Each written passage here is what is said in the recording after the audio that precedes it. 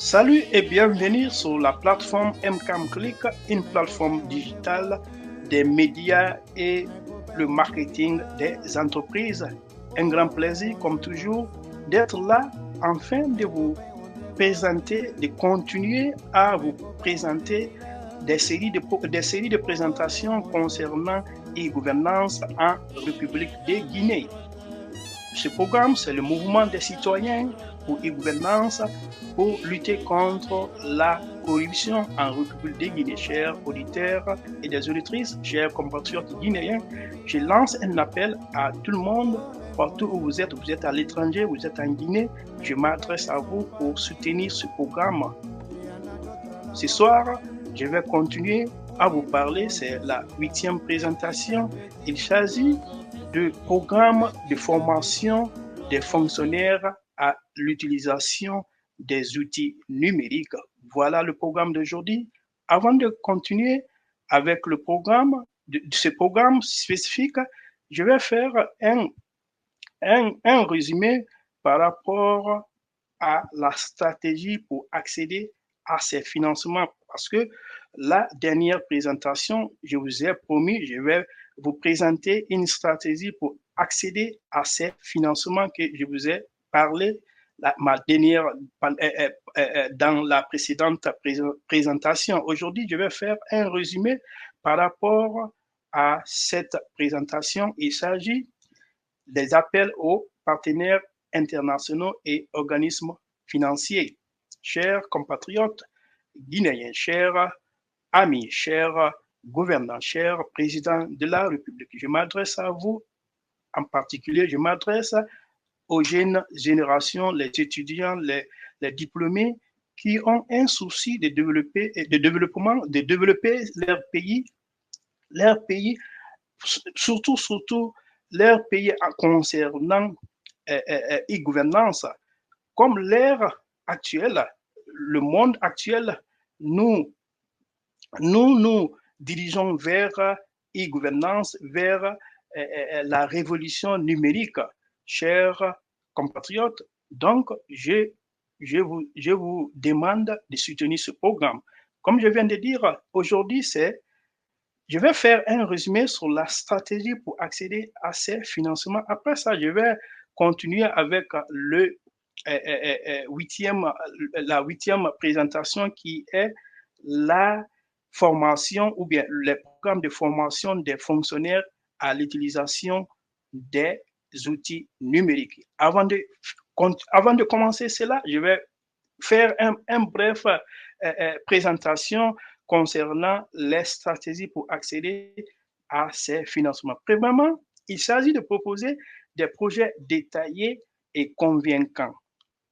Les autorités guinéennes doivent présenter des propositions de projets clairs accompagnés d'études de faisabilité, de plans budgétaires détaillés et de calendrier de mise en œuvre.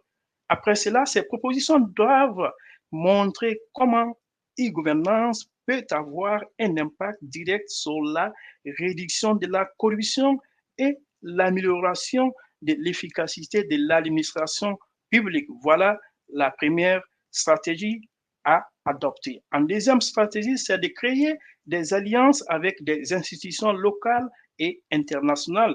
Le gouvernement doit travailler en partenariat avec des universités, des ONG et des organisations de la société civile qui soutiennent la bonne gouvernance et la transparence.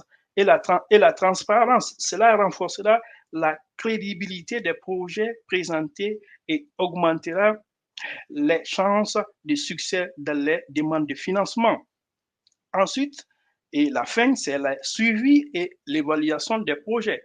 Le gouvernement doit mettre en place un mécanisme robuste de suivi et d'évaluation des projets qui est essentiel pour attirer et maintenir les financements.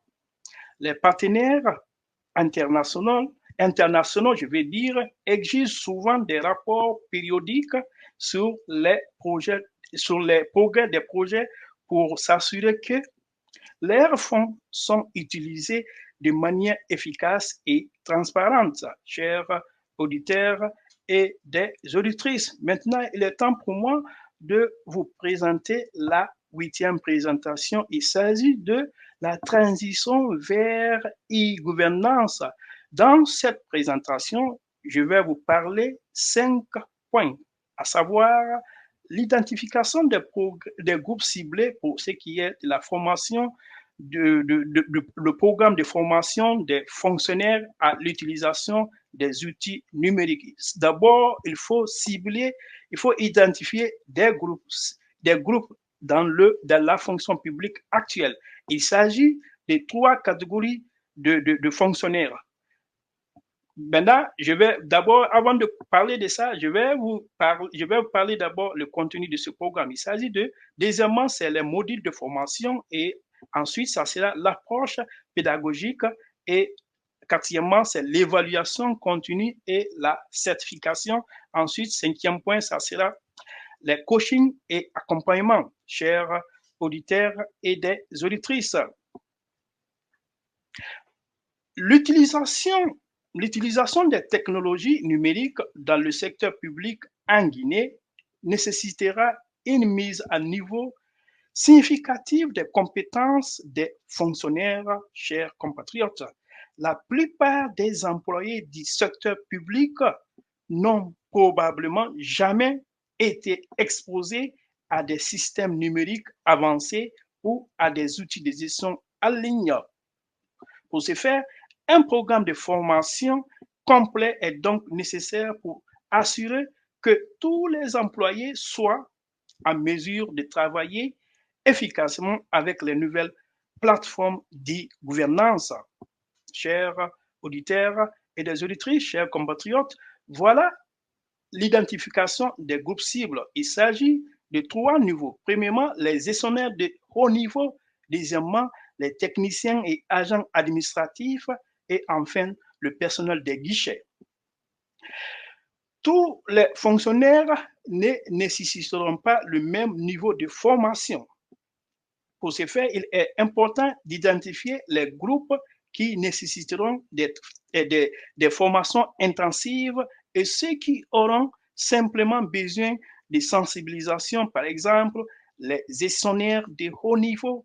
Ce groupe doit comprendre l'impact stratégique de l'e-gouvernance et savoir utiliser les outils pour la prise de décision. Deuxièmement, c'est les techniciens et agents administratifs. Ils auront besoin d'une formation technique approfondie sur les systèmes numériques spécifiques qu'ils utiliseront dans leur travail quotidien. Après cela, c'est le personnel des guichets, ceux qui interagissent directement avec les citoyens devront être formés pour assister le public dans l'utilisation des nouveaux services en ligne. En ce qui est de deuxième point dans ce programme, il s'agit de modules de formation. Chaque groupe cible nécessitera des modules spécifiques. Chers compatriotes, chaque groupe, comme je viens de dire, chaque groupe cible nécessitera des modules spécifiques adaptés à leur responsabilité et à leur niveau de compétence actuel. Par exemple, l'introduction à e-gouvernance, la formation sur les principes de base de e-gouvernance, ses avantages et son impact sur la transparence et l'efficacité administrative. Chers compatriotes.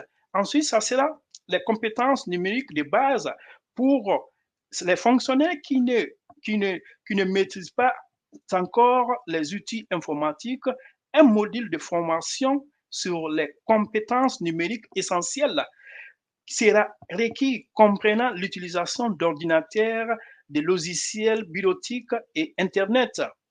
Après cela, ça sera la formation technique spécifique, des sessions détaillées sur l'utilisation de logiciels d'e-gouvernance, par exemple e-procurement, gestion fiscale en ligne, etc., devront être dispensées.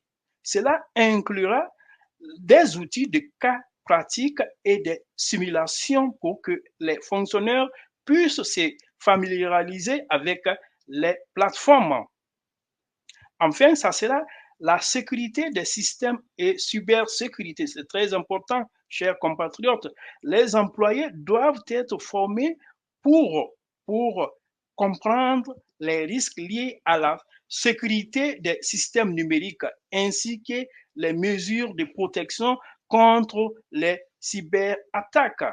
La sensibilisation à la protection des données est cruciale pour éviter les fuites d'informations sensibles, chers compatriotes. Maintenant, je vais vous parler l'approche pédagogique en ce qui concerne ce programme de formation pour les fonctionnaires. Les formations devront être interactives avec des cours en présentiel, comme je suis en train de le faire, ateliers et e-learning avec une combinaison de cours en présentiel, l'atelier, par exemple, d'ateliers pratiques et d'apprentissage en ligne, des plateformes de formation en ligne, des vidéos explicatives et des modules d'apprentissage interactifs peuvent être utilisés pour permettre aux fonctionnaires d'apprendre à leur propre rythme tout en offrant un suivi personnalisé. Maintenant, c'est le quatrième point dans ce programme, dans cette présentation, c'est l'évaluation continue. L'évaluation continue et les certifications, c'est très important, chers compatriotes. Après chaque module, des évaluations devront être effectuées pour s'assurer que les compétences nécessaires ont été acquises. Des certificats de formation peuvent être délivrés pour motiver les fonctionnaires et reconnaître leur progrès. L'idée est de créer une culture de formation continue afin de maintenir les compétences à jour face aux évolutions technologiques. Chers compatriotes, c'est très important ce quatrième volet, ce qui est l'évaluation continue et la certification. Enfin, c'est le coaching et les accompagnements. Il est également nécessaire de mettre en place un système de coaching où des experts en technologie de l'information pourront accompagner les fonctionnaires dans l'adaptation aux nouveaux outils, répondant à leurs questions et leur offrant un soutien personnalisé en cas de difficulté, chers compatriotes. En conclusion, la transition vers e-gouvernance en Guinée repose en grande partie sur une formation et un développement des capacités, des capacités efficaces. La modernisation des services publics ne pourra être reçue que si les fonctionnaires et les citoyens sont suffisamment formés pour utiliser les nouvelles technologies numériques en identifiant les différents groupes cibles et en leur proposant des modules de formation adaptés à leurs responsabilités et niveau de compétences, l'État pourrait s'assurer que l'ensemble du personnel public est capable de gérer ces outils avec compétence. De plus, l'intégration d'une approche pédagogique interactive associée à des évaluations continues et un accompagnement personnalisé garantit une adoption plus rapide et efficace de ces technologies. Cette stratégie de formation non seulement améliore les compétences techniques des employés, mais sensibilise aussi les citoyens à l'importance de e-gouvernance. En finalité, ces actions auront un impact significatif sur la transparence et l'efficacité des services publics en Guinée, renforçant la confiance de la population dans les institutions publiques tout en soutenant la lutte contre la corruption. Merci surtout pour votre fidélité sur cette plateforme. La prochaine présentation, ça sera la 9e. Je vais vous expliquer les engagements des citoyens et la sensibilisation à e-gouvernance. Voilà ce qui va venir pour la prochaine présentation. il s'agit vraiment d'impliquer les citoyens, l'engagement des citoyens et la sensibilisation, et pour la sensibilisation en ce qui concerne e-gouvernance. Donc, je vous exhorte, je vous demande de bien vouloir nous accompagner, de nous soutenir afin d'atteindre le maximum de personnes. Comment vous pouvez faire ça? Il s'agit de partager ces contenus, de les aimer et surtout de nous laisser les commentaires, des critiques, que ça soit positif ou négatif. On veut des critiques constructives. Merci surtout de votre fidélité sur la plateforme MCAM Click. Rendez-vous demain pour un autre numéro.